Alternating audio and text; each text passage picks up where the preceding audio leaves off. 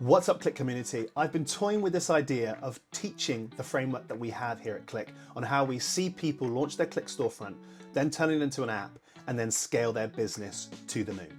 We internally call this the 3S method. Well, it's actually 4 S's, but we call it the 3S method because the first part of the rung of the ladder can be changed. Now, the reason why this framework came about is because I was transitioning from my old business, which was bricks and mortar, so I used to own and operate gyms, where it was very easy after doing that for a decade to sell to someone that came into the space. We knew the product inside out, we knew the desires of that person coming in, we knew the emotional side of things for that person as well. And in actual fact, we weren't selling, we just used to call it the honest approach, because we knew that we could give them results. We had many, many results to show them, and that made it a lot easier for them to build trust with us and start to work with us ongoing.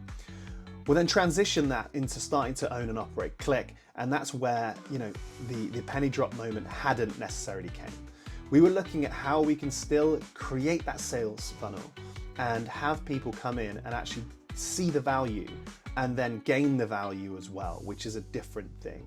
You see, when you're training someone in a personal training studio, you obviously know that after week 1, there's maybe not going to be that many big results. So you're going to be able to communicate that clearly.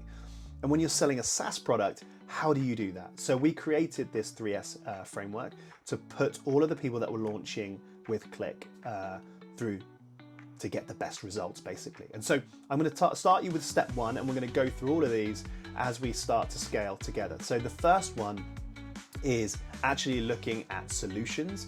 But before that, like I said, it's actually 4 S's. We're looking at the source truth of the problem. So where is the problem coming where you think that you're not actually getting people to sign up?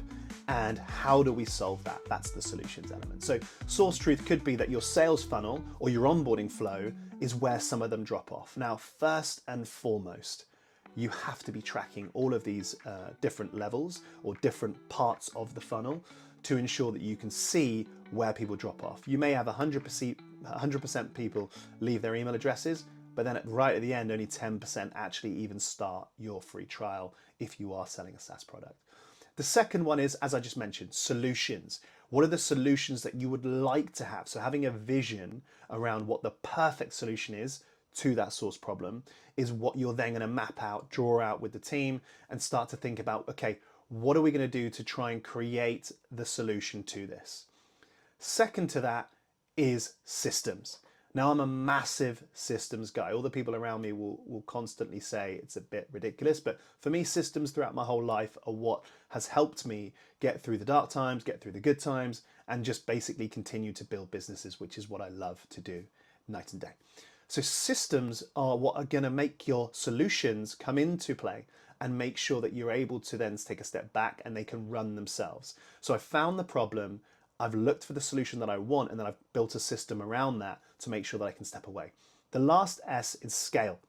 How do we scale that then solution that you've created to make it sure that it's either making you more money or someone else is potentially owning it? So you've scaled your team in that case. So that's what we do here at KLIQ. If you have any questions on that, please leave them in the comments below. I'm going to be going deeper into some of these sections and sort of identifying how you can also do that as well.